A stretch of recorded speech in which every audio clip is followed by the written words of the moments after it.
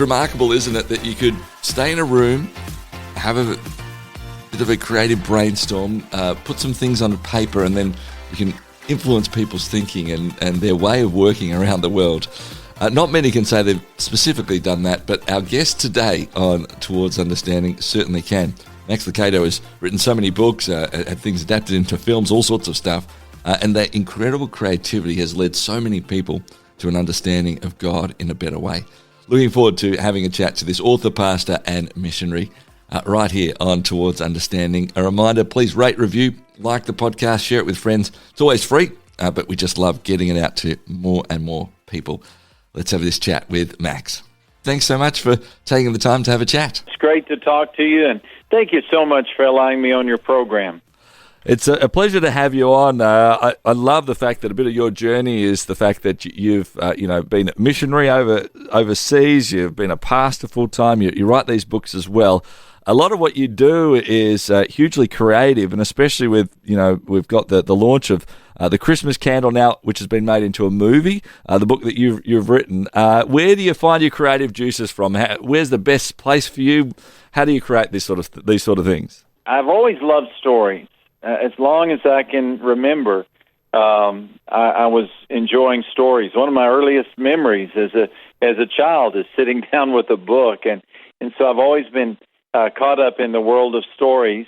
I came to faith as a 20-year-old, and so it made sense for me to carry my interest with stories into the world of faith, and most of my adult ministry, most of my adult life in my ministry, I've been writing stories and telling stories, and so it's just a joy for me. And this particular story, the Christmas Candle, is my way of bringing together some of the greatest things of Christmas: faith and hope, and some struggles and difficulties. And I'm just hoping they all come together and create a story that's worth remembering.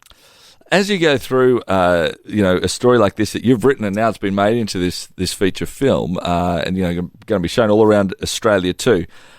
What do you hope to achieve? I often like asking that of authors or perhaps filmmakers, that as somebody goes and whether read your book or see this film, what are you hoping for them to have happen in themselves by the time they actually leave? I would like for them to think again about the possibility that there is a God, and that He does love us.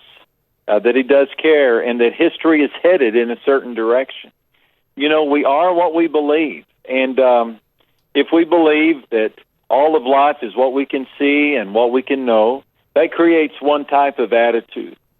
But if we believe that there is a God and that things are happening that we cannot see, but that we can trust, and that history is headed toward a positive outcome, then that creates another attitude entirely. And that attitude is called hope, and it's called faith.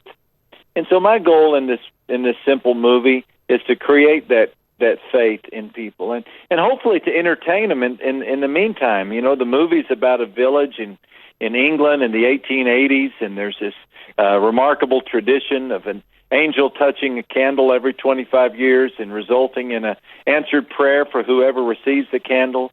Then the candle gets lost, which is fine with the local reverend because he doesn't believe in it anyway, and in fact he doesn't believe in much of anything anyway. And so it's hopefully a beautiful blend of 18 Dickens era England with some people who do believe, some people who don't, and the wonder of bringing it all together at Christmas time. One of the features of your writing, Max, is very much been that immense creativity mixed with some very profound understandings, and that joining together. You talked about the fact you always love stories, you love these aspects of it. How do you keep going back to the well? I reckon creativity can be very draining. How do you know as you write something it's actually going to connect with somebody? Because otherwise, what's the point of actually writing it and publishing it out there? Do you have a sense that, hey, this book or that book that I'm writing is going to be the really successful ones? Well, you're absolutely right. It can be draining. And I'm a pastor, and so that means I create messages all the time. But so do teachers, so do musicians, so do coaches. A lot of us are in the business of trying to lead and find inspiration on a regular basis. I think that I can tell when a story is connecting with people. Sometimes I'll write a story and think it will connect, and it doesn't go over. And then sometimes I write a story, and I'm surprised, quite honestly, how well it's received.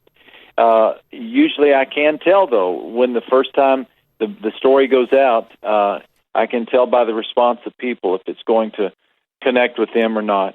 And to me, the secret is just staying at it, not giving up. I keep a little framed quote on my desk that says, "If you want to write, just put your butt in that chair and stay there a long, long time."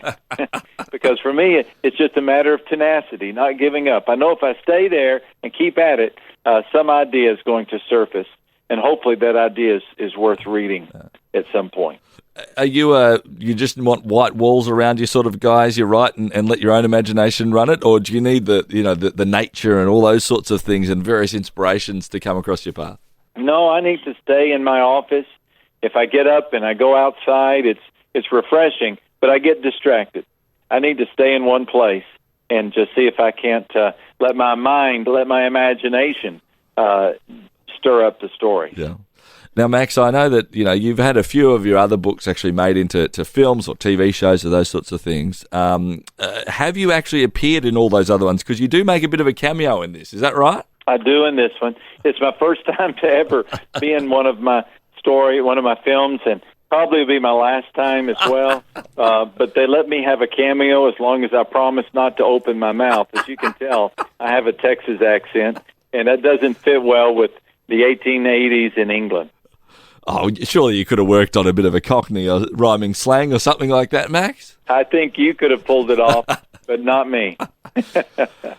Look, absolutely love what you're doing with that. As you look forward, the inspiration that you've found for so many people, I mean, I've lost count of the amount of times people have either said, "Oh, look, you've got to check out this book," and it's one of your ones, or they've been inspired by something, or I've heard somebody preaching or using a story that you've created from your imagination in your book to prove a point in a sermon and hopefully encourage and inspire other people. What's your plans as you go forward? You've done a whole lot of these things, like we said. You've been the missionary, you've been a pastor and still are a pastor. You've written books. You've now had your acting career, started and finished. What's next for Max Lucado? Well, more of the same. I love what I do, and I've been a pastor now for 30 years, and as long as the Lord gives me good health and ideas, I'm going to stay doing what I do. I love to write. I love to create messages, and so as long as I have the health and the wherewithal to do that, I'll keep doing it. Max, thank you so much for taking the time. We wish you all the best, obviously with the book, The Christmas Candle, and good luck. I hope that message does get out and people are really inspired, find that bit more hope, beyond perhaps some of the tinsel that we see at Christmas time as well. Thanks so much for taking the time to chat to us today. And thank you. I'm very honored to be on your program. Max Lucado, my guest here on Towards Understanding. Share your brand, your event, your message across 90 Christian radio stations and major cities in Australia and New Zealand by sponsoring Towards Understanding, hosted by Clayton. More than 210,000 people tune into Towards Understanding each week, and with just one sponsorship, you'll reach this immense engaged audience. Find out more about this exciting and unique opportunity now on the sponsorship page at positivemedia.com.au.